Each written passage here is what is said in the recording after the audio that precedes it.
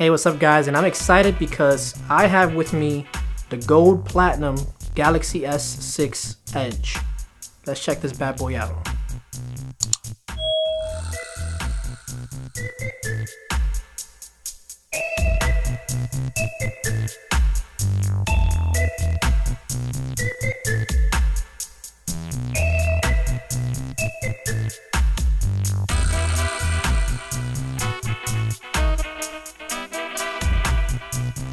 Samsung's really given us a game changer here, with materials and design on the outside to material design on the inside.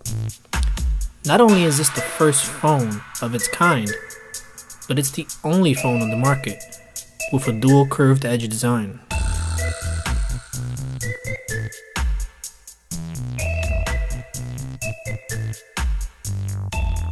This process is done by thermoforming, where the glass is heated at 800 degrees Celsius, and the result is gorgeous. Both the front and back is wrapped in Gorilla Glass 4 with an aluminum alloy construction, which makes for an overall durable device.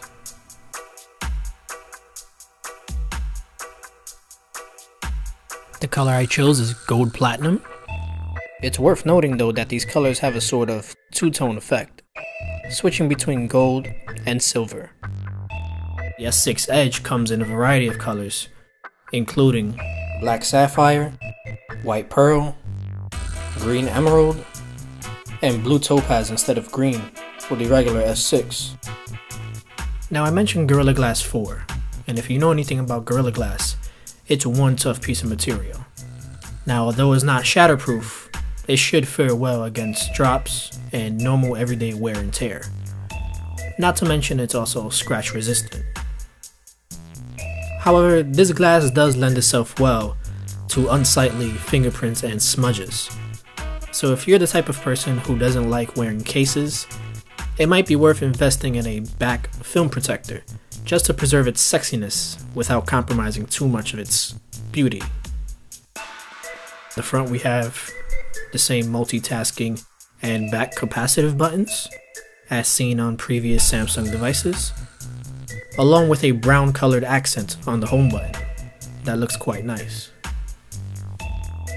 The bottom of this device shares a striking resemblance to that of the iPhone 6. We have your speaker grill with microphone for voice calls, a micro USB port for charging, and 3.5mm headphone jack along with antennas.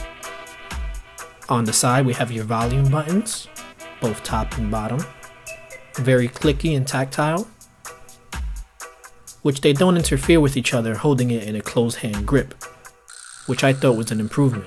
By pressing the lock button, you have a horizontal TV off animation, and unlocking it, the wallpaper zooms back into place. It's easy on the eyes. Up top you have a 5-megapixel front-facing camera that's capable of shooting QHD video, your standard earpiece for voice calls, and a light sensor and proximity sensor adjacent to it. On the back you have a 16-megapixel camera with a heart rate sensor. On the very top you have your SIM card tray slot, an IR blaster, and a noise cancelling microphone along with 2 antennas. Now the curved edges enhance your viewing experience, as it sort of looks like the screen is jumping out at you. Now if you take a closer look at the screen, you'll notice the background moves, giving it a sort of parallax effect. Now if you're familiar with the iPhone's dynamic wallpapers, you'll know what I'm talking about. This combined with the edges of the screen really make for a nice 3D illusion. This aluminum alloy construction feels great in the hand, with striking precision, and it's very light as well, weighing in at only 4.6 ounces. Now this premium design does come with some drawbacks, such as no more micro SD card slot expansion or a removable battery, which for Samsung, that's pretty much what they were known for. So this is easily a deal breaker for most. However, the choice totally depends on the needs of the consumer. Despite those shortcomings, there are some significant improvements.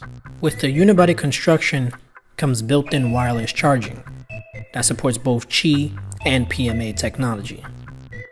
And if you aren't familiar with wireless charging, it is very convenient for grab-and-go purposes. Out the box is running Android 5.0 Lollipop, along with a great deal of material design.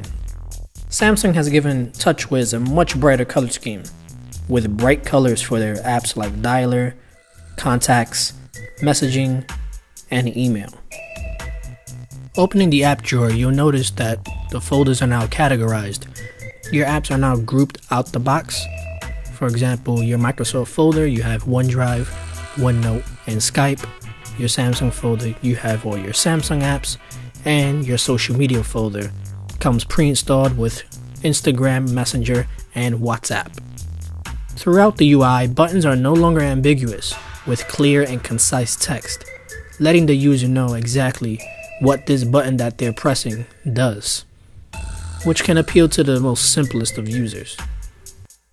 The fingerprint sensor has improved dramatically from the S5 and the Note 4, going from a swiping gesture to a now touch gesture, and it works flawlessly every time. You can add up to 4 fingerprints if you ever decide on sharing your phone with your spouse, or just versatility when holding it in a different direction.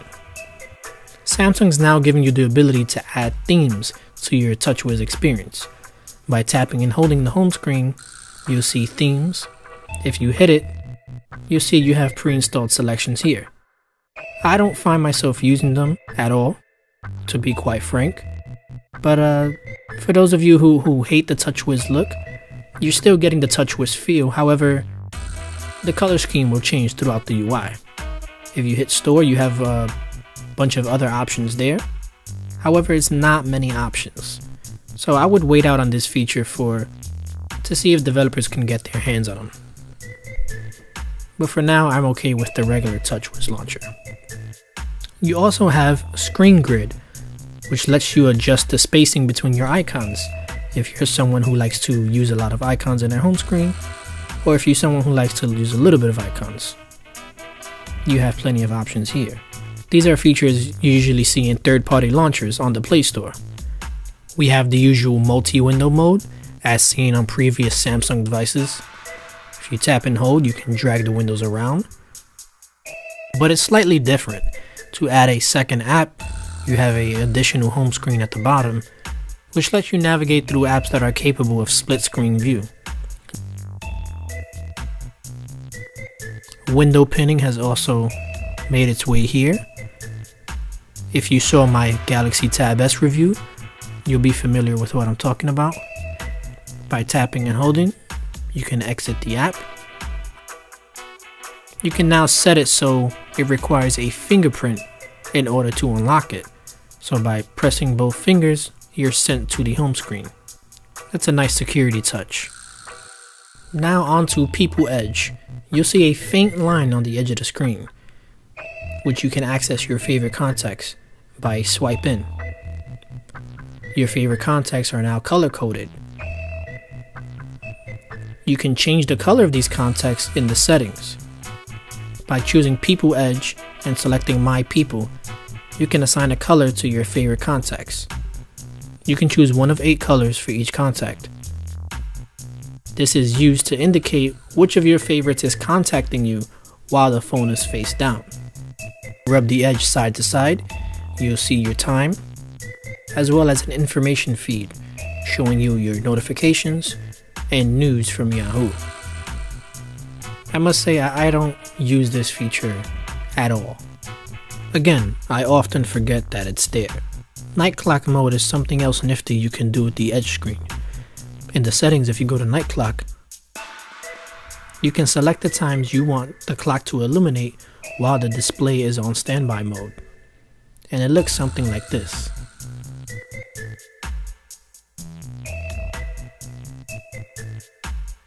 Smart Lock is a feature that comes from Lollipop, which allows you to add a trusted device, or a trusted place, or trusted voice.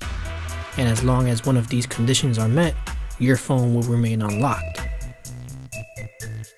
such as a smartwatch or even a pair of headphones.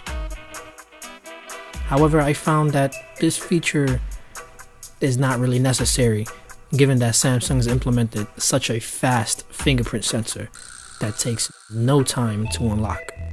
Now, Smart Manager is a nifty utility which allows you to see how your phone is doing performance-wise, storage-wise, and which areas you can free up and optimize your battery life. I didn't find myself using this feature at all. It hasn't become necessary for me as of yet. Opening the camera takes a double press of the home button and launches very fast. It's always running on standby mode in the back, so capturing that Kodak moment is just a half a second away. It also works on the lock screen, always running in the background. I can't help but feel that has a huge impact on its battery life. When in selfie mode, you can take pictures with the heart rate sensor. This feature comes from the Note 4. By placing your finger on the heart rate sensor, it'll snap a photo. But it only works if it detects your face looking at the camera. If you're looking away, it doesn't work. You also have your variety of selfie modes as well. Here's a couple of selfies. Autofocus on the rear camera now allows you to track the subject that's in focus. As you can see, I'm using my finger here for demonstration. And my skin tone is a little ambiguous, so it starts to drift off into the side, but nonetheless does a pretty impressive job when following the subject. Of course, it'll work better with more contrast. For example, a face against clothing should work very well. This gives you an idea of its accuracy. Something I thought was cool was that in the gallery you now see what type of video you took. For example, this was a fast motion video I took, and it shows a little icon. So if you're scrolling throughout the gallery, you know which video was what. It's pretty neat. With the f1.9 aperture, allowing more light in, you're able to capture very nice pictures in low light conditions. Here's a shot I took on a foggy night in Manhattan, zoomed in at 400%. It does a great job outdoors, bright and vivid for every picture. And this 16 megapixel camera captures so much detail, and selective focus mode works lovely. HDR mode does a great job in bringing out detail in both bright and dark places alike. And 4K video at 30 frames per second looks breathtaking. This camera can also record 1080p at 60 frames per second, although you might not be able to see this on your screen. You can also capture slow motion at 720p, 120 frames per second. You can really capture some great shots with this.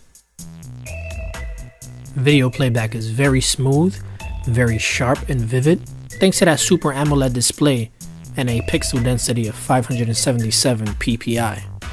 Viewing angles don't suffer much, aside from a little glare.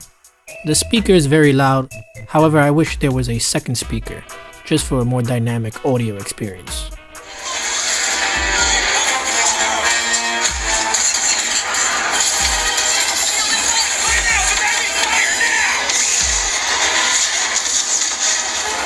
Now, of course, as you could imagine, all this performance and all this horsepower will take a toll on the battery, and you're correct.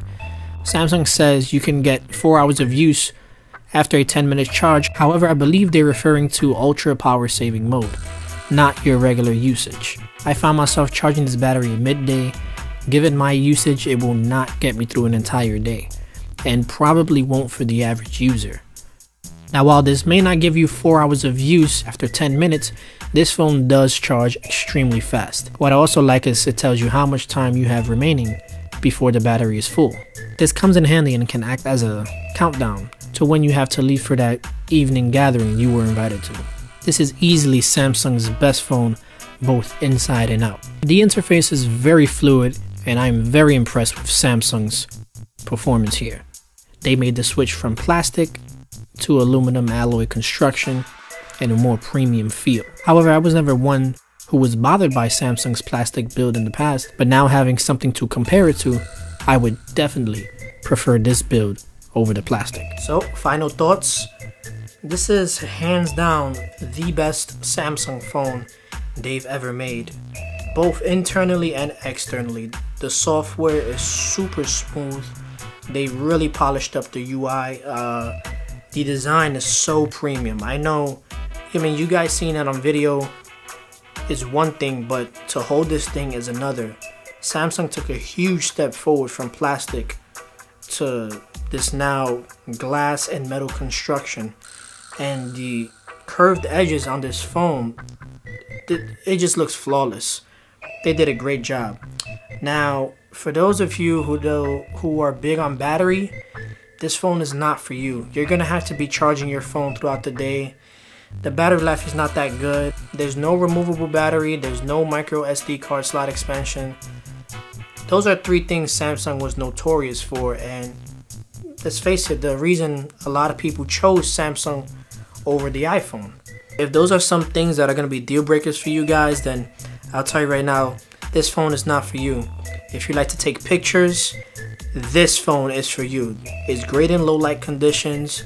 In broad daylight, it's fantastic. The camera can shoot in 4K. Pictures look wonderful. So if you want to take pictures of your cats or your babies, this phone is the one to get. Overall, it's a great design phone. I'm really looking forward to Samsung Pay. I feel like that feature is not talked about enough, and it doesn't get the attention it deserves. So I can't wait till that launches this summer. And overall, it's a great phone. Let me know what you guys think about it. If you guys are gonna get it, why or why not. If you like this video, give it a thumbs up, subscribe for more content, and as always, thank you guys for watching. I'll see you next time.